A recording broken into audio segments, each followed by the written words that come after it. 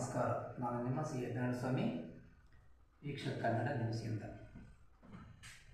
ವೀಕ್ಷಕರೇ, ಇವತ್ತಿನ ಸುದ್ದಿ ನೋಡಿದಂಥ ವೀಕ್ಷಕರಿಗೆ ಮನ ಕುಲುಕಬಹುದು ಅನಿಸುತ್ತೆ. ಯಾಕಂದರೆ ಇವತ್ತು ಸರ್ಕಾರ ಯಾವ ರೀತಿ ನೌಕರರನ್ನು ದುರುಪಯೋಗ ಮಾಡ್ಕೊಂತಿದೆ ಅನ್ನೋದಕ್ಕೆ ಈ ಅಂಗವಿಕಲರ ಹೋರಾಟ ಒಂದು ಸಾಕ್ಷಿ. ನೋಡಿ, ಸುಮಾರು ವರ್ಷಗಳು 15-18 ಅಂತ ಏನೇನೋ ಹೇಳಿದರು. ಅವ್ರ ಪಾಪ ವರ್ಷಗಳು ಹೇಳಿದರು. ಆಮೇಲೆ ಮನವಿ ಪತ್ರನೂ ಇದೆ ಕೊಟ್ಟಿರೋದು DC-ಗೆ ಇವತ್ತು ಚಿತ್ರದುರ್ಗ ನಗರದಲ್ಲಿ. ಇವರಿಗೆ ಇವತ್ತಿಗೂ ಸಹ ಕೈಗೆಟುಕುವ ಸಂಬಳ ಇಲ್ಲ, ಆಮೇಲೆ ಒಂದು ನೆಲೆ ಇಲ್ಲ. ಏನಪ್ಪ ಅಂದರೆ, ಅನೇಕ ವರ್ಷಗಳಿಂದ ಇವರು ಹೊರಗುತ್ತಿಗೆ ನೌಕರರಾಗಿ ಕೆಲಸ ಮಾಡ್ತಾ ಇದ್ದಾರೆ.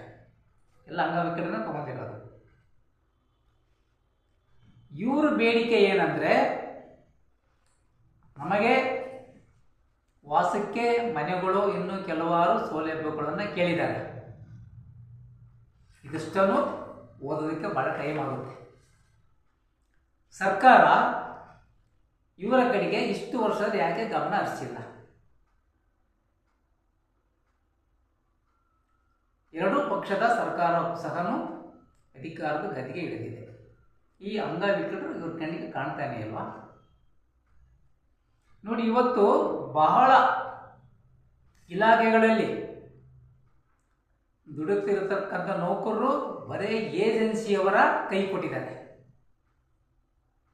ಏಜೆನ್ಸಿಯವ್ರ ಕೈಗೆ ಯಾಕೆ ಕೊಡಬೇಕು? ನೇರವಾಗಿ ಇವರೇ ಅವರಿಗೆ ತಿಂಗಳ ಸಂಬಳ ಪಾವತಿ ಮಾಡ್ಬೋದಲ್ಲ ಸರ್ಕಾರ, ಇಲಾಖೆ ಕಡೆಯಿಂದ. ಯಾಕೆ ಮಾಡ್ತಾ ಇಲ್ಲ? ನೋಡಿ, ಈ ಅಂಗವಿಕಲರಿಗೆ ಕೆಲವರಿಗೆ ವಿದ್ಯಾವಂತಿದ್ರು ಕೂಡ ತಿಂಗಳಿಗೆ ಮಾಸಾಸನ ಅಂತ ಒಂದು 2,000 ಕೊಟ್ಟರೆ ಮುಗಿತಾ ಅಲ್ಲಿ ಕತೆ, ಕೈ ತೊಳ್ಕೊಂಡ್ಬಿಟ್ರು ಅಂತೇಳಿ. ಕುಟುಂಬಸ್ಥರ ಅವನ ಕುಟುಂಬದ ನಿರ್ವಹಣೆ ಯಾಕೆ ಮಾಡ್ಬೇಕು ಅವನು? ಈಗ ಕೆಲವರು ವಿದ್ಯಾವಂತರು ಸಹ ಅವರ ವಿದ್ಯೆಗೆ ತಕ್ಕಂತೆ ಗ್ರಾಮ ಪಂಚಾಯತಿಗಳಲ್ಲಿ, ತಾಲೂಕ್ ಪಂಚಾಯತಿಗಳಲ್ಲಿ, ಇತರೆ ಇಲಾಖೆಗಳಲ್ಲಿ ಕರ್ತವ್ಯ ನಿರ್ವಹಿಸ್ತಿದ್ದಾರೆ. ಇವತ್ತಿಗೂ ಅವರಿಗೆ ಕಾಯಂ ಅನ್ನೋದು ಮರೀಚಿಕಾಗೋಗಿದೆ. ಇಂಥವ್ರಿಗೆ ಯಾಕೆ ನೀವು ಕಾಯಂ ಮಾಡ್ಕೋಬಾರ್ದು? ಇವರು ದುಡಿದಾದಂಥವ್ರು, ಕಷ್ಟದ ಕೆಲಸ ಮಾಡಲಿಕ್ಕೆ ಅಸಾಧ್ಯದ ಮಾತಿಗಳು. ಒಂದು ಕೈ ಇರಲ್ಲ, ಒಂದು ಕಾಲಿರಲ್ಲ, ಎರಡೂ ಕಾಲಿತ ಎರಡೂ ಕಾಲುಗಳನ್ನು ಅಸ್ತಿತ್ವದಲ್ಲಿರೋದಿಲ್ಲ. ಇವರಿಗೆ ಯಾವಾಗಲೂ ಒಂದು ಗಾಡಿ ಕೊಟ್ಬಿಟ್ರೆ ಆಗೋಯ್ತಾ? ಆ ಗಾಡಿಗೆ ಪೆಟ್ರೋಲ್ ಹಾಕಿಸ್ಬೇಕು. ಇದೆಲ್ಲದೂ ಯೋಚನೆ ಮಾಡಬೇಕಾಗಿದೆ. ಇವರಿಗೆ ಕಾಯಂಗೊಳಿಸೋದ್ರಿಂದ ಸರ್ಕಾರಕ್ಕೆ ಏನು ನಷ್ಟ ಆಗೋದಿಲ್ಲ.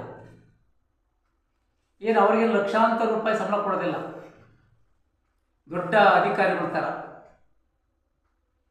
ಅವರ ಹುದ್ದೆಗೆ ತಕ್ಕಂತೆ ಸಂಬಳವನ್ನು ನಿಗದಿ ಮಾಡಿ ಕಾಯಂ ಮಾಡಲಿಕ್ಕೆ ಸರ್ಕಾರಕ್ಕೆ ಯಾಕೆ ಆಗ್ತಾ ಇಲ್ಲ ಅನ್ನೋದು ಒಂದು ಪ್ರಶ್ನೆ. ಇವತ್ತು ಅವರನ್ನು ಯಾವ ರೀತಿ ಅಳಲನ್ನು ತೊಡ್ಕೊಂಡ್ರಂದ್ರೆ, DC ಕಚೇರಿ ಹತ್ರ ಚಿತ್ರದುರ್ಗದಲ್ಲಿ ಅಷ್ಟು ಒಂದು ಮಾತಾಡಿದ್ದಾರೆ ಅವರು. ಇವರೇನು ದೊಡ್ಡ ಸಂಖ್ಯೆಯಲ್ಲಿಲ್ಲ. ಅದರಿಂದ ಈ ಅಂಗವಿಕಲರಿಗೆ ಸರ್ಕಾರ ಮೊದಲ ಆದ್ಯತೆಯನ್ನ ನೀಡಬೇಕಾಗಿದೆ. ಇವರು ಒಂದ್ ವೇಳೆ ಭಿಕ್ಷೆ ಮಾಡಕ್ ಹೋದ್ರೆ ತಗೊಂಡೋಗಿ ಬೆಗ್ಗರ್ ಕಲವಿಗೆ ಹಾಕೊಂತಾರೆ, ಭಿಕ್ಷೆ ಮಾಡ್ತೀರ ಅಂತೇಳಿ. ಇನ್ನ ಇವರಿಗೆ ಕಷ್ಟಕರವಾಗಿ ಕೆಲಸ ಮಾಡೋಕ್ಕಾಗೋದಿಲ್ಲ. ಮತ್ತು ಇವ್ರ ಜೀವನ ಹೆಂಗ್ ಮಾಡಬೇಕು? ಕೆಲವು ಸಂಸಾರಸ್ಥರಿದ್ದಾರೆ, ಅವ್ರ ಕುಟುಂಬ ನಿರ್ವಹಣೆ ಯಾಕೆ ಮಾಡಬೇಕು? ಅವರ ಬೇಡಿಕೆ ಇಷ್ಟೇ, ನಾವು ಮಾಡದಿರತಕ್ಕಂಥ ಕೆಲಸವನ್ನ ನಾವು ಯಾವ್ಯಾವ ಇಲಾಖೆಗಳಲ್ಲಿ, ಪಂಚಾಯತ್ಗಳಲ್ಲಿ ಕೆಲಸ ಮಾಡ್ತಿದ್ವಿ, ನಮಗೆ ಕಾಯಂಗೊಳಿಸಿ ಅಂತ. ಯಾಕೆ ಕಾಯಂ ಮಾಡಬಾರ್ದು? ಮಾಡಲಿಕ್ಕೆ ಅವಕಾಶ ಇದೆ. ಯಾವ್ಯಾವ ಯೋಜನೆಗಳಿಗೆ ಹಣವನ್ನು ದುಂದು ವೆಚ್ಚ ಮಾಡೋದನ್ನು ಅವರು ಸಂಬಳ ಕೊಡಲಿಕ್ಕೆ ಆಗುತ್ತೆ, ಖಂಡಿತ ಸಾಧ್ಯ ಇದೆ. ಅದರಿಂದ ಸರ್ಕಾರ ಈ ಅಂಗವಿಕಲರ ಹೋರಾಟವನ್ನು ಗಮನಕ್ಕೆ ತೆಗೆದುಕೊಂಡು ಇವರು ಎಲ್ಲೆಲ್ಲಿ ಕಾರ್ಯನಿರ್ವಹಿಸ್ತಿದ್ದಾರೆ ಅಂತ ಪಂಚಾಯಿತಿ, ತಾಲೂಕ್ ಪಂಚಾಯಿತಿ, ಯಾವುದೇ ಇಲಾಖೆಗಳಾಗಿರ್ಬೋದು, ಕಾಯಂಗೊಳಿಸ್ಬೇಕಾಗಿದೆ. ಇಲ್ಲಾಂದರೆ ಇವರು ಬಿಡತಕ್ಕಂಥ ಬಿಸಿ ಉಸಿರು ಒಳ್ಳೆಯದಾಗೋದಿಲ್ಲ. ಇವರಿಗೆ ಕಾಯಂಗೊಳಿಸಿದ ಸರ್ಕಾರಕ್ಕೆ ಏನು ನಷ್ಟ ಆಗೋದಿಲ್ಲ, ಕರ್ನಾಟಕಕ್ಕೆ ಏನು ನಷ್ಟ ಆಗೋದಿಲ್ಲ. ಅವರ ಜೀವನ ಸುಗಮವಾಗಿ ಸಾಗುತ್ತೆ. ಅವರ ಕುಟುಂಬದಿಂದ ಸರ್ಕಾರಕ್ಕೆ ಒಳ್ಳೆಯ ಅಭಿನಂದನೆ ಮಾತುಗಳು ಬರುತ್ತೆ. ಅದರಿಂದ ಮಾನ್ಯ ಮುಖ್ಯಮಂತ್ರಿಗಳು ಮೊಟ್ಟ ಮೊದಲಾಗಿ ಗಮನಿಸಬೇಕಾಗಿರೋದು ಈ ಅಂಗವಿಕಲರ ಕಡೆಗೆ. ಇವರು ಮಾಡ್ತಿರೋದಕ್ಕಂಥ ಕೆಲಸಗಳನ್ನು ಕಾಯಂಗೊಳಿಸಿ ಪುಣ್ಯ ಕಟ್ಟಿಕೊಳ್ಬೇಕಾಗಿದೆ. ಅವರ ಜೀವಮಾನ ಇರೋವರೆಗೂ ನಿಮ್ಮನ್ನವರು ಹೃದಯದಲ್ಲಿ ಇಟ್ಕೊಂಡು ಪೂಜೆ ಮಾಡ್ತಾರೆ. ಇಂಥ ಸರ್ಕಾರದಲ್ಲಿ ಇಂಥ ಮುಖ್ಯಮಂತ್ರಿಗಳು ನಮಗಿಂಥ ಒಂದು ಅನುಕೂಲ ಮಾಡಿಕೊಟ್ಟೋರು ಅಂತೇಳಿ.